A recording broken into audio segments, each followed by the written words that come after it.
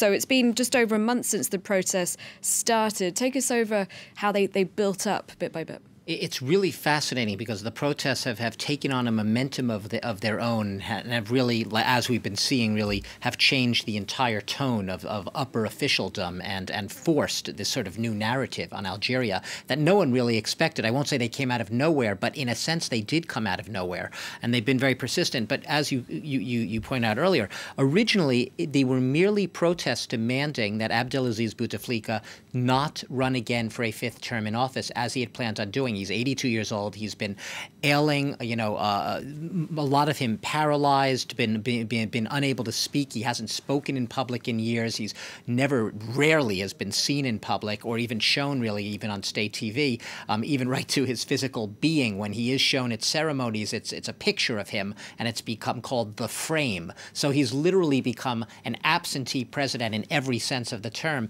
and a metaphor for almost the withering or the corruption at the heart of Algerian power. The protesters moved on. When they saw that they had gained the momentum through these peaceful protests, they began to basically demand that the entire system go. That's why you see these signs. We've seen them in the images we've been showing here on our screen. It says "Système dégage" in French, dégage. Get out of here. We don't want the system. We don't want the so-called power, the president, his entourage, his clan, the military leaders, the wealthy people all leading this country anymore. It's a new generation basically asserting its rights, and something that hasn't been done really in decades and decades and decades. The last mass protests in Algeria were really in the late 1980s, and then you had years of civil war in the 90s after that. So this is really a new generation claiming its rights, rising up, and really feeling its empowerment. And like I said, a movement that has grown, really erupted from almost out of nowhere and forcing the power not just on the back foot, but perhaps out.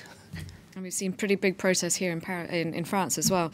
All right, thank you very much, Doug.